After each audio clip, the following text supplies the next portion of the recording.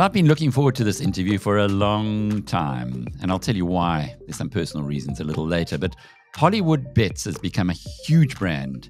Sponsors of the major race courses in South Africa, certainly the coastal race courses, and the biggest horse race, the Durban July, which is now called the Hollywood Bets Durban July, plus Sharks Rugby and their stadium, Dolphins Cricket and their stadium, and of course globally the Dundalk Racecourse and the Premier League team Brentford FC. It always seem to be able to beat the team that I support over there. I think it's because of their Danish wonder coach Thomas Frank, but I'm sure we'll get more from Devin Heffer, who joins us now.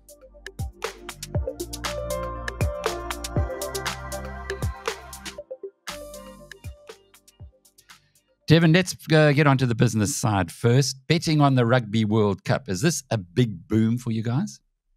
Thanks, Alec. Thanks for having me on your podcast. It's really good to be here. Obviously all the talk and all the vibe is around the Rugby World Cup. A little bit more about Czech is incredible.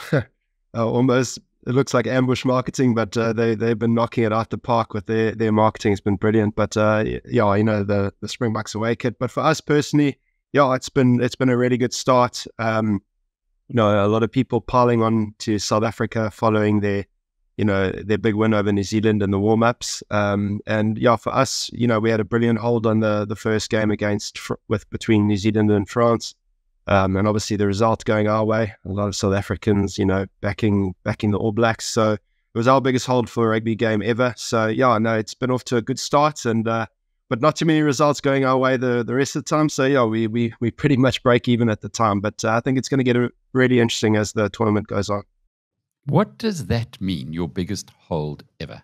Well, in terms of the amount of stakes that we're holding, so the amount of bets we've laid, the total stake wagered on the match.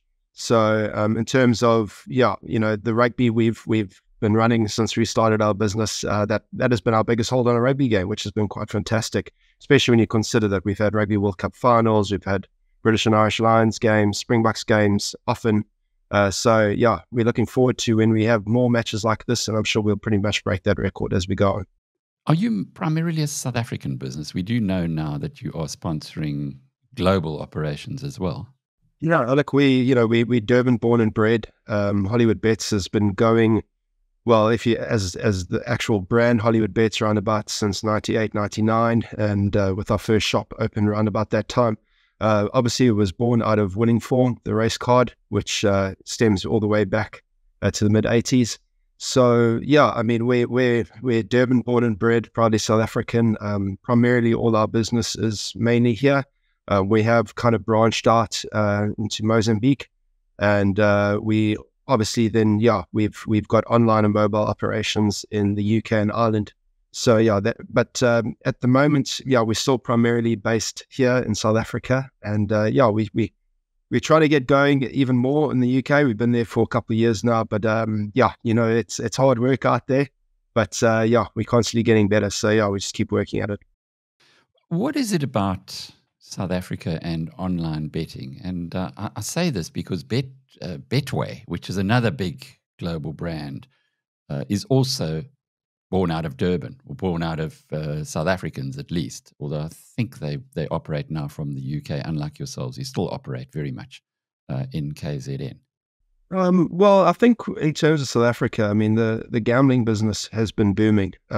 If you look, I think the advent of soccer betting in the mid-2000s, where it really started taking off. I think the advent of mobile betting also really took off, especially with people now being able to bet anywhere, anytime. And then if you look at, around about 2015, 2016, with, a lot of businesses, especially ours, taking into account e-wallets, cardless banking, that really boosted the industry, because then, you were opening it more to more people and more people. And I think also when you look at your value-added services through top-up vouchers, I think, we like to consider ourselves one of the forerunners of that. And, where people now they don't need to have a bank, they don't need to have a card, they can go to their local spaza shop. They can, basically anyone now has got a terminal, they can sell you Hollywood Bets vouchers, or, all the different offerings like Flash or Kazang. And that's been amazing. And I think, South Africans love their football. I think that's the big thing. And that really boomed the industry. Horse racing, I think, has probably started taking a backseat when it comes to that in terms of football betting. And then when you look at COVID, when COVID hit and there was no live sport, which obviously was a big hit to a lot of the industry, that's when your casino games, your slots, your scratch cards, all that started coming through. And, where primarily it was only land-based casinos that could offer similar type games, those became available to everyone. So, when you look at the likes of our competitors, Betway, WSB, all that, and I think if you look at the marketing these days, it's very much based around casino betting because it is a booming industry at the moment. And but I think that's for South Africans, it's all about accessibility. And I think, it's as data starts becoming cheaper, we'll start seeing more different products become more available, and I think more GGR, more stakes coming through as we go. Just explain that a little more, if you would, the whole KZN relationship, in other words, into the informal sector. If I were to take a bet through Hollywood Bets, could I cash it in as well through a KZN terminal? No. So your KZN terminals or your flash terminals, all that, basically what it's done to the market is before, say, if you walk into a spa where obviously Blue Label are very big, and Blue Label have also started doing their own terminals, you're not buying bets. You're buying basically like you would buy airtime to top up your phone. You're doing the same with your betting. You are buying credit for your account, and then you're topping up as you would.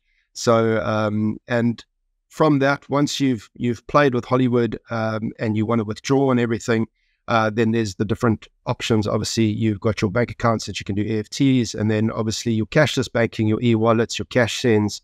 That's that, and then obviously your retail branches, if you have them, any customer can go to any retail branch and withdraw from there. So yeah, there's no withdrawal options at the moment through those terminals, but yeah, hopefully maybe it's something for the future. Let's watch the space.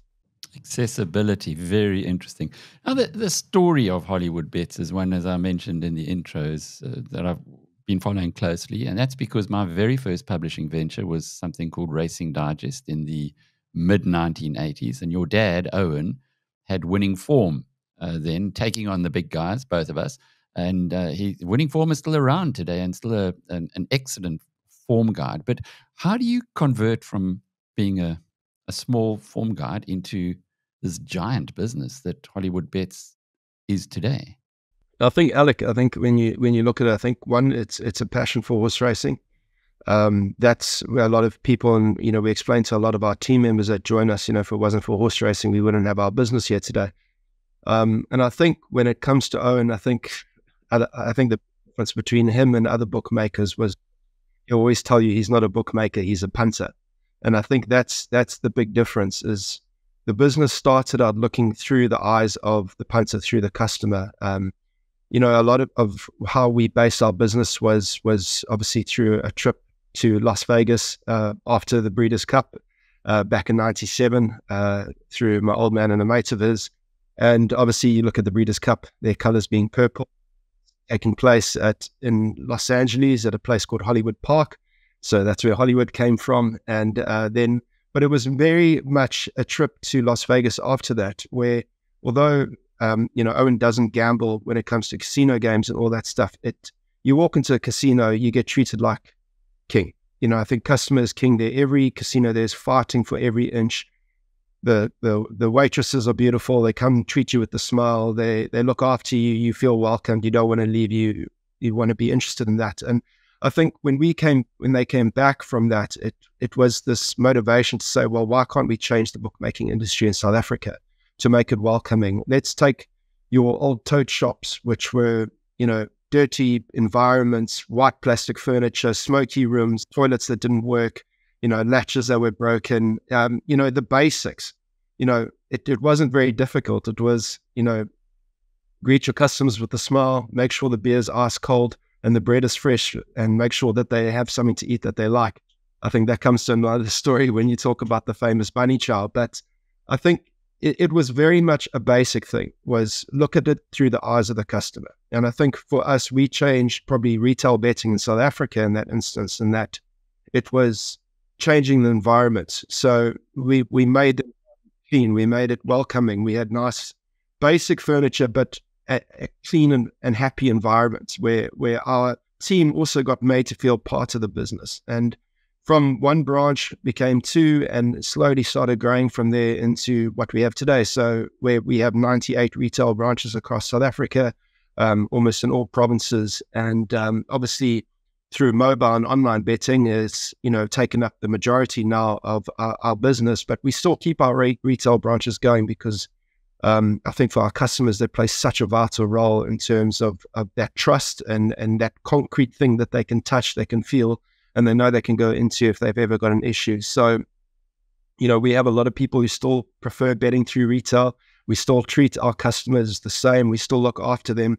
And I think the one thing that's a big difference is before it was always the bookmaker was always right. And, you made your win on the day, or you balanced your book, as you'd say. You close shop and leave. I think for us, it was a case of let's open early. Let's make sure that our customers who especially when soccer betting started taking off, they can't come into a shop at 10 o'clock during the day while they're working. So we started opening our branches at 6 a.m., and we found out it's just buzzing until 8 a.m. and then it was quiet. But it was one of those things. I think one of the first things, if you go back, especially horse racing, no bookmakers used to open on Monday because of Kimberley racing. And that was one of the things that we started doing, and it changed the game. Because I think the one thing you'll learn about punters is they're always looking for something to have a bet on. So, the business has been built around that, looking after the customer, giving them fantastic service with a smile, and making sure they have everything on offer that they're looking for. Now, I know, given your dad's background, you didn't grow up with a silver spoon in your mouth. Did you get involved in the business as a young boy?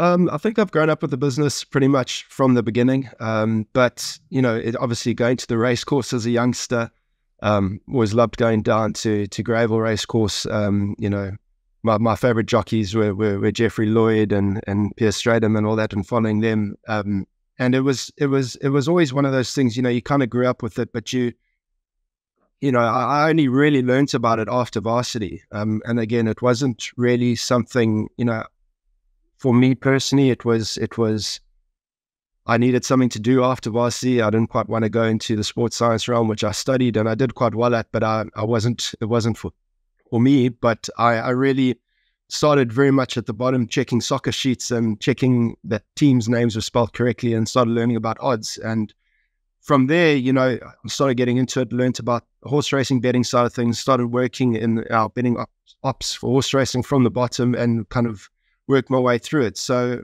from there, it's been a great journey for myself, learning the business from the bottom up. The one thing is, I think us as the heifers in the business is you get treated more harshly than anyone else. So, and that's, I think, when it comes to family, but it's been fantastic in that sense, in that we know what's expected, we know what the deliverables are, and we know the standards. But, talking about the silver spoon and not being born with it, I think that's the beauty about Owen and the business, is that, you look at winning form and how it started was, selling tipping sheets outside of Gravel Racecourse, with literally £4 in his pocket, and how that business grew from there into what it is today. He mentioned a little bit about Racing Digest, and obviously there was Computer Form, where you were the big dogs at the time. But I think tenacity and perseverance, and I think just a battle for survival was a big thing when it came to Owen and his business. And it's been amazing to see how he's installed that in all his team members, everyone who works in our business. I mean, we got 6,227 people who work, team members who work for the Purple brand now. And I think every single one of them understand that that's, there's no such thing as getting anything for free. You got to work hard for it. And I mean, we've really enjoyed the journey. We're still very much, Owen's still much part of the business. But he's built an incredible team around him. And I think that's why, we are where we are today. We wouldn't be there without that team. Just as a little aside to that, Warren Buffett, the world's greatest investor, actually started one of his very first jobs was selling tip sheets outside the Aksa Ben racecourse in Omaha, Nebraska. So your dad comes from a very good pedigree. But from your side, it appears that you got a dream job now. Of course, you worked hard to get there by being involved in the sports industry, which you're clearly passionate about. But what's the strategy? Uh, you focused on KZN, of course, but Brentford, for instance, and now an Irish race course. How does this all fit together? Yeah, you know what the funny thing is, we used to say we didn't have a marketing team. They're very much the leaders would come together. We get an office, and an offer would come through to get involved in something and say, "Are we going to do it? Yes, yes, yes. Okay, let's do it." And I think our sponsorships, if we look back, first off, it started very much at grassroots levels. And that's always what's been a big part about Hollywood Bets is our development strategies and how we can give back to the communities that support us. And that very much started was we had our retail branches and we said to them, listen, go find a charity organization in your community and a sports team in your community, not one that's the most popular club in the community or one that has everything or one that's going to give you the best brand exposure. It's going to be, how can we invest in the people that are supporting us? And that's how those kind of things grew. And we still do that today. But now we've actually got our own non-profit organization called the Hollywood Foundation, which, we're doing incredible work throughout South Africa with that. But out of that, started going through grassroots to club level. And then it was really much in 2015 when Dolphins cricket, which we're very passionate about cricket. Cricket's probably our biggest love, Owen and myself, probably equal to horse racing. And it was very much a conversation where the Dolphins needed a bit of assistance. Would we come on board as an associate? Yes, yes, yes, let's do it. And, it kind of grew from there. And I think that's kind of always been the strategy is kind of see how things are going, and take them on as we go. I mean, when we look at Brentford, for example, I think a lot of people think, that was a very strategic decision. And if you look at the background of Brentford, I think, how did they find this, what we would term a gem, I think, if you look at where we are now. But I think if you look at the owner of Brentford is a guy named Matthew Benham, and also himself a punter. And what he built Brentford on was when he, obviously bailed them out when they were in huge financial trouble, and was to apply the Moneyball system, basically, in terms of he was using stats, he was using people to study games, look at all the areas that people were ignoring, and use that to build his betting base. And he would start making his money like that, and he was very successful. And he said, well, why not apply that to building a football team? And they started with that. Funny enough, Brentford were in the 4th division, or the 4th tier of football in the UK. And through the years, they've built themselves up now to a top 10 Premier League team, which is quite remarkable. And it was very much a LinkedIn message that came to our CEO, Rowan, who... they said, listen, we're from Brentford. We've been seeing what you guys are doing. We see the incredible work you do in the community and your business is doing well. Would you be interested in sponsoring a Premier League football team? We've seen that you started in the UK. And we started discussing. And funny enough, Owen said if there was one team that he could sponsor, any team in the world, it would be Brentford because of the Matthew Benham story. And because he loves his numbers, he loves his stats. And we ended up chatting, and we found that they needed an associate partner. They were still in the championship at the time, and it was a big leap for us. But I mean, what an opportunity! You got to take it with both hands, and we were in a good position to do it. And it built from there. We always talk about the Hollywood luck because from the day we sponsored them, they went on an 18 unbeaten game run. They ended up making the playoffs. They ended up succeeding and getting promotion to the Premier League. And their sponsor at the time, Utilita, couldn't afford to obviously make the step up to the fronted jersey for Premier League. And they asked if we wanted it. And a huge gamble.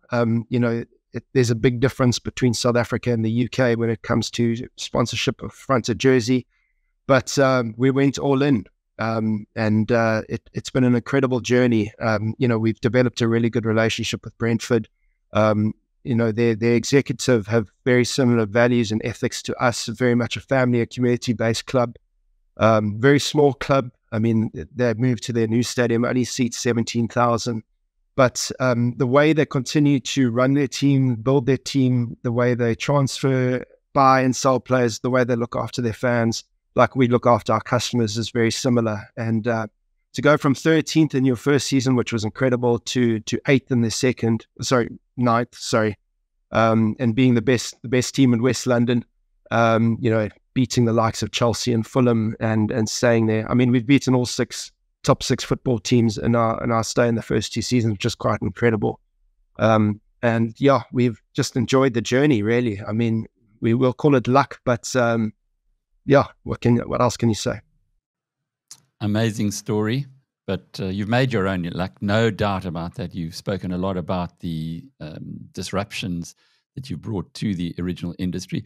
Devin, tough question to end with. You went to Marist Brothers, St. Henry's Marist Brothers, and I'm wondering what the brothers who taught you when you were at school think about you becoming this, or your family being so iconic now within the betting industry. Do you find that a difficult moral question, given that it's a Catholic school? Yeah, it's probably something that you're always going to get those kind of questions, and people have different ideas and different faiths. I mean, my brothers, we all were at Marist Brothers for 12 years each, from the beginning to the end. Fantastic private school. Obviously now they've dropped the brothers from the name because it's co-ed. I'm actually playing in their golf day today, which is quite exciting. See a few of my alumni and a few of the old boys. But yeah, I think it's one of those things. Probably, you'd have to ask them how they felt about it. But I think for us, when you look at the incredible work that we as Hollywood do in terms of giving back to our communities, I think that probably stands out more than anything. You got to run a business, and us as a betting company, we're heavily regulated. We are a legal entity, and it's been amazing how for us we try to cut out the noise. We try to just keep down the straight and narrow because it just makes life easier. And I think when we look at what we've achieved and what we do for our communities and everything, I think it kind of changes the perception when you look at the role of betting in our lives. And I think the fact that it's heavily regulated and it's it's run in the way it is now and heavily licensed actually protects the punter, it protects the industry, and it protects the people of South Africa when it comes to paying taxes and everything. So I think if you look at the contribution that way, I think when they look at what the success Hollywood has had, and I won't solely put that down to the Heffers, but because I think, and Owen will always put it to the team, is that, I mean, you got to be proud of where we come from, the morals we have. And I think, you learn that through good upbringing and good schooling. So, I think they'd be pretty proud of where we are today. And just to close off with, because of the success, you would have attracted quite a lot of interest from people who would want to buy the company. Big internationals, no doubt. Phumelela, when Marcus Jooste was driving it, must have made at least a look in your direction. What's the stance on that? Yeah, I think we've always been very much focused on keeping control. I think that's probably been the big thing. I mean, we often get asked, when are you going public, when you're going to list? And it's never really been our kind of game plan. It's never been our kind of thing to use other people's money to build our business. We use the money that we generate ourselves through our own operations. I think, I mean, if you look at Marcus Jooste and Phumelela and all that, I mean, they were using shareholders' money to run their business. And I won't comment on where that's led to today, but the fact is we've always focused on ourselves. We've got a great saying, kind of weed your own garden, focus on your own problems and things that you've got to look after. And for us, I think the big thing, again, I'll take it back to our team and our 6,227 team members. I think if the business was in someone else's hands or was being run by someone else, they wouldn't understand the culture, the traditions, what this business means to people and the extended families and the communities that rely on this business.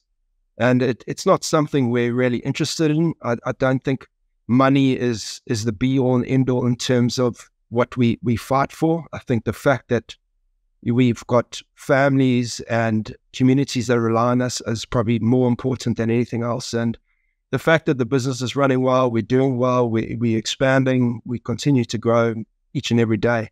And I think that's pretty much where we're very comfortable and we're enjoying it. So, yeah, I think as long as, we're in control of our own destiny, I think we'd rather leave it at that. Devin Heffer is with HollywoodBets.net, and I'm Alec Hogg from BizNews.com.